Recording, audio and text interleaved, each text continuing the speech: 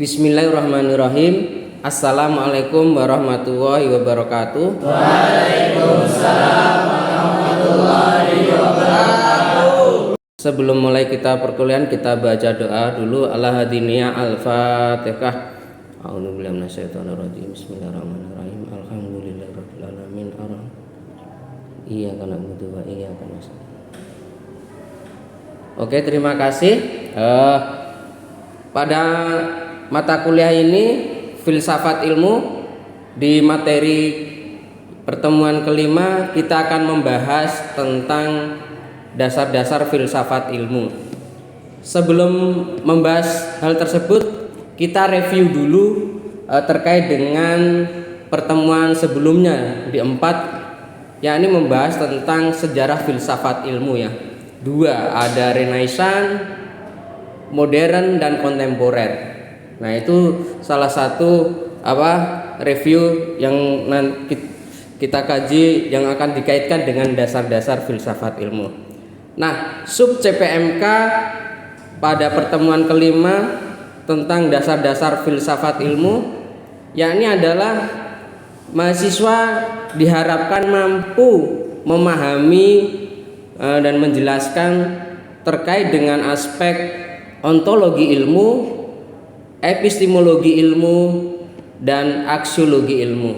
Nah, ini adalah materi dari pertemuan ke-5 ya dalam mata kuliah filsafat ilmu. Nah, di dalam dasar-dasar filsafat ilmu itu ada 3 ya. Yang pertama tentang ontologi ya. Nah, ontologi ilmu, ada namanya juga epistemologi ilmu ya.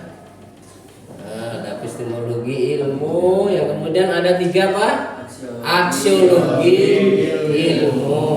Nah, oke ya. Nah, nanti kita bahas dulu. Di sini juga ada unsur-unsur ilmu, nanti ada objek ilmunya. Nah, ilmu sendiri adalah suatu kumpulan pengetahuan yang mana kita akan mencari tingkat kebenaran yang bersifat objektif dan juga menggunakan langkah-langkah yang namanya disebut metodis dan bersifat ilmiah. Nah, ini penting sekali di dalam sebagai mata kuliah yang sangat penting, karena juga nanti terkait dengan penelitian deskripsi pasti akan menyentuh pada ranah filsafat ilmu. Nah, metode-metode itu juga akan kita kaji di sini ya nanti. Nah, di sini dijelaskan bahwa ontologi adalah cabang daripada filsafat ilmu yang membicarakan tentang hakikat ilmu pengetahuan. Nah, hakikat ilmu kan banyak ya. Ada ilmu sosial, ilmu politik, ilmu agama. Nah, itu hakikatnya itu apa? Nah, disinilah dikaji tentangnya. Ontologi adalah hakikat ya, hakikat yang ada, atau substansi dan juga esensi ya, esensi dari ilmu pengetahuan. Jadi sudah paham ya apa itu pengetahuan, apa itu ilmu. Nah, kalau pengetahuan itu kan misalkan pohon pisang warnanya hijau, benar tidak? Ya, itu kan pengetahuan ya. Tapi untuk menjadi ilmu itu diperlukan namanya sebuah penyelidikan secara ilmiah, sistematis, metodis, nah, objektif. Nah, itu kan harus diteliti, misalkan di lab. Kenapa ada orang sakit kanker? Pasti dicek ya darahnya, apanya. Nah, itu disebut jadi bagian daripada ilmu nanti. Nah, misalkan mangga warnanya apa? Hijau ya. Ada yang kuning juga ya? Nah, bagaimana prosesnya bisa menjadi hijau dan kuning itu? Nah, itu diperlukan namanya sebuah namanya ilmu untuk agar bisa menjadi ilmu nanti di situ ya. Nah, oleh karena itu, kita kaji ya, tadi ada hakikat yang ada. Nah, berarti hakikat ilmu adalah di mana kita bisa mencari di balik sebuah ilmu pengetahuan. Misalkan agama itu apa? kepercayaan, keyakinannya kepada Tuhan. Nah, tujuan kita bertuhan itu apa? Beragama apa? Nah, itu tadi ya. Kita sebagai manusia disuruh beribadah. Itu substansinya di situ. Itu daripada hakikat daripada ilmu agama itu di situ sebenarnya. Beribadah, bertakwa kepada Allah Subhanahu wa taala. Di situ ya. Ada hakikat yang ada. Nah, apakah yang ada itu yang nampak atau yang tidak nampak? Yang nampak ya. Kalau di dalam kajian ilmu ini, filsafat ilmu adalah harus yang nampak, yang untuk diteliti agar bisa menjadi sebuah ilmu. Nah, seperti ilmu pengetahuan ilmiah. Nah, ya seperti itu. Ya, kemudian ada aspek epistemologi. Apa itu epistemologi? Ya? Apa itu epistemologi? Episteme kan pengetahuan ya, kalau dari bahasa Yunani epistem ya, artinya pengetahuan dengan logos biasanya dipakai untuk menunjuk pengetahuan sistematik ya. Jadi epistemologi itu adalah bagaimana mencari sumber pengetahuan yang ada, mencari sumber pengetahuan, asal usul pengetahuan ya, pengetahuan misalkan dulu mana ayam atau telur lahirnya itu? Hah? Ayam atau telur? Ayam bertelur. Nah, ayam bertelur. Ya. Nah, itu yang nanti diselidiki ya, mencari sumber pengetahuan dulu, diteliti dulu. Kayaknya gak mungkin kalau telur dulu ya, pasti ayam dulu ya. Telur dulu. Iya. Gak ada, saya gak ada. Nah, itu ya berarti mencari sumber pengetahuan asal usul munculnya pernyataan tersebut. Nah, itu yang diselidiki. Kita butuh 2 ayam kan? 2 ayam apa sama telur? Nah, itu salah satunya. Yang kedua, manusia itu terbuat dari keturunan dari Nabi Adam atau terdiri evolusi dari kera? Nabi Adam. Hanya milik kera semua. Nah, itu dicari ya nanti pengetahuan pernyataan-pernyataan tersebut dengan menggunakan epistemologi. Nah, di dalam epistemologi ini ya sumber pengetahuan ya. Pengetahuan. Ini juga nanti ada metode, ada kebenaran. Nah, ini nanti dipermasalahkan di sini. Apakah benar tidak manusia evolusi dari kera atau manusia dari Nabi Adam? Nah, ini tingkat kebenarannya harus diuji. Di sini ada kebenaran yang bersifat objektif atau bersifat subjektif dah di situ ya. Nah, nanti di sini dilihat ada kebenaran ilmiah ya. Pertama ada kebenaran koherensi, korespondensi dan kebenaran pragmatis. Nanti diuji di situ. Pada siang saat ini suasananya sangat panas sekali ya. Iya. Hah? Betul tidak? Iya. Salah, dingin di sini ada AC-nya. Hah? Kecuali kalau mas-masnya ada di luar sama mbaknya. Nah, itu masuk dalam kebenaran yang bersifat korespondensi. Antara pernyataan dengan fakta itu harus ada. Nah, kalau cuma hanya asumsi tadi di sini berarti itu ada kebenaran apa? Yang diragukan. Ya, itu kebenaran yang bersifat subjektif ya. Nah, ya kalau kebenaran objektif ya kita harus keluar merasakan rasa panasnya dulu ya.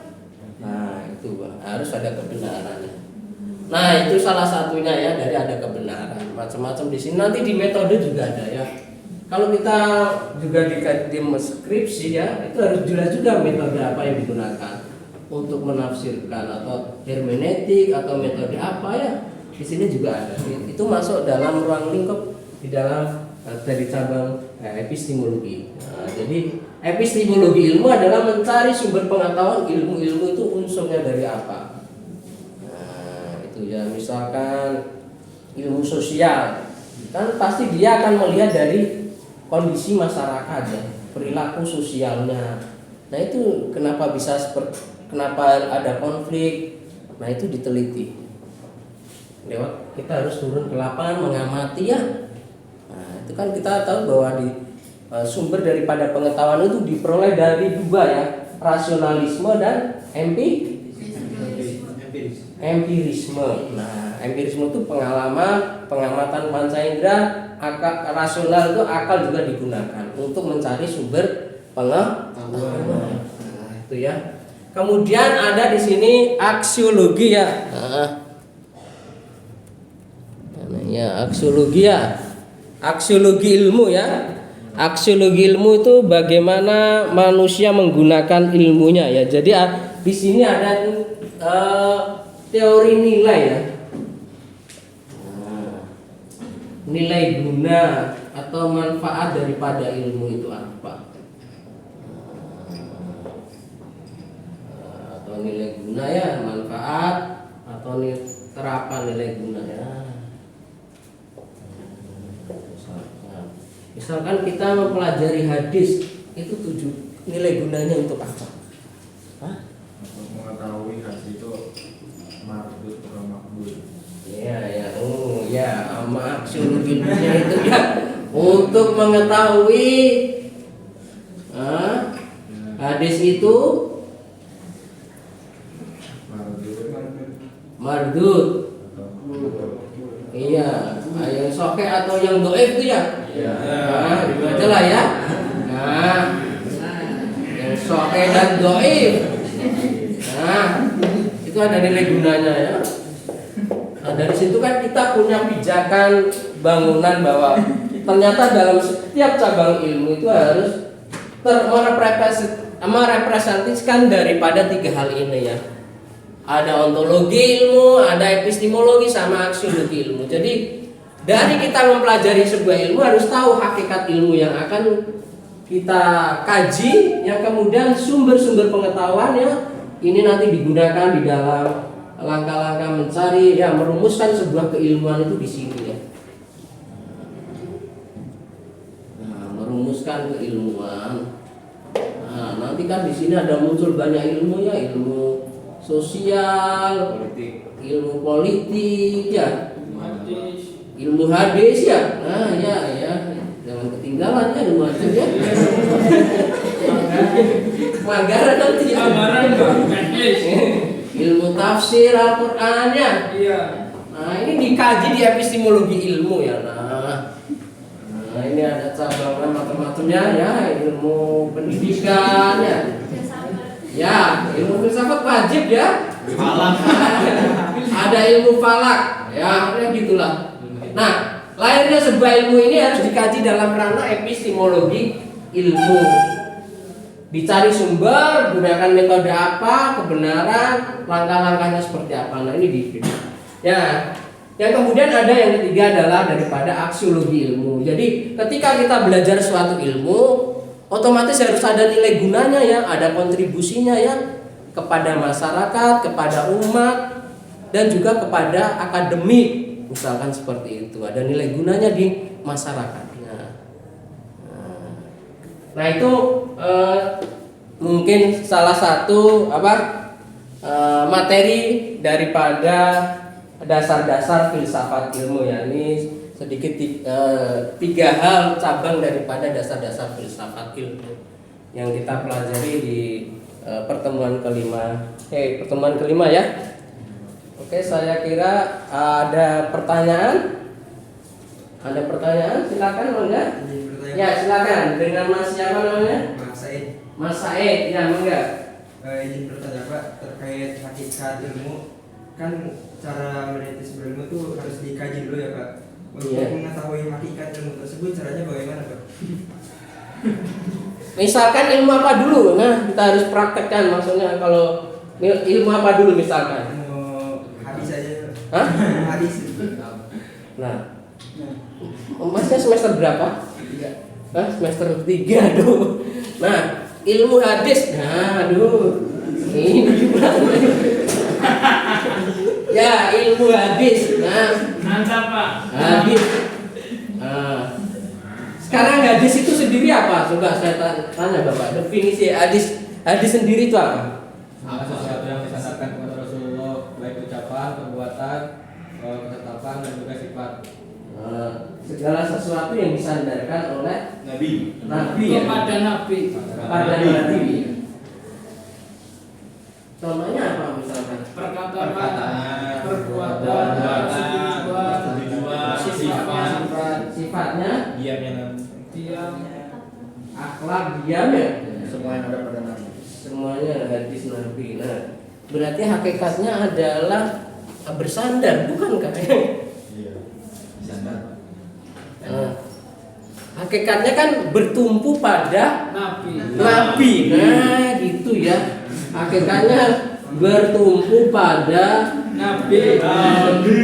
segala sifat dan karakter pada Nabi. ya, segala sifat dan karakter pada Nabi. Nah ini hakikatnya ya. Berarti yang tidak berdasarkan pada bersandar pada sifat dan karakter Nabi berarti apakah termasuk daripada hadis? Tidak. Tidak. Hah? Bukan. Bukan. Berarti ini hadis Nabi ya? Iya. Atau hadis sahabat Nabi? Beda nggak? Hadis Nabi. Hadis Nabi. Berarti kalau hadis Nabi pasti sahih ya? Iya. Oke. Nah, sekarang Bapak tanya, bagaimana bisa mengetahui sifat dan karakter Nabi itu seperti apa? Menggunakan pendekatan epistemologi. Nah, bagaimana coba? Hah? Pakai apa? Nah, membuktikannya gimana? Hah? Bahwa perkataan Nabi itu benar atau tidak? Membuktikan di zaman sekarang. Hah? Di zaman sekarang. Ya zaman sekarang. Ya, dengan cara metode hadis. Nah, Jadi kita mencari dari periwayatnya. Nanti ada mata rantai sanadnya. Teliti pakai epistemologi. epistemologi ya. Nah, seperti itulah ya. Tapi bagaimana itu mengukur tingkat kebenarannya? Kebenaran objektif atau kebenaran subjektif? Melalui periwayat hadisnya, jadi nanti dilihat kualitas periwayat itu apakah itu dobit atau itu siko. Jika ada kesalahan namanya ilah, itu bisa dikatakan hadis doib. Kalau perawinya itu siko yang artinya terpercaya gitu, nggak pernah berbohong, itu bisa dikatakan hadis yang sahih. Tapi itu akan cenderung pada kebenaran subjektif nantinya ya. Ya tidak. Untuk mencari kebenaran objektif pasti mustahil ya. Iya. Karena orangnya sudah Tubuh Mbak.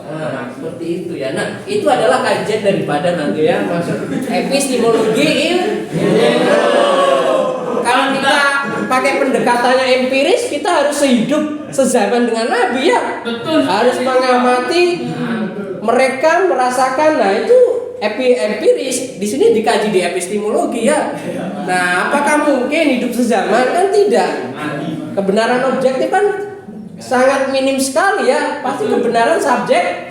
Nah, di situ. Nah, ini fungsi daripada kita mempelajari di sini ya dasar-dasar filsafat. Baik, kesimpulan pada materi kali ini adalah bahwa ada 3 aspek dalam dasar-dasar filsafat ilmu. Yang ini adalah ontologi ilmu, hakikat tentang ilmu pengetahuan, kemudian ada epistemologi ilmu, bagaimana mencari sumber ilmu pengetahuan dan metodenya, kemudian ada aksiologi ilmu, bagaimana ilmu itu ada produknya, ada kegunaan dan kontribusi bagi masyarakat atau akademik. Oke ya, saya kira cukup sekian ya untuk materi yang ke-5 ya tentang dasar-dasar filsafat ilmu ya. Mari kita tutup dengan bacaan terima kasih. Wa muwaffiq ila aqwamit thoriq. Wassalamualaikum warahmatullahi wabarakatuh. Terima kasih banyak.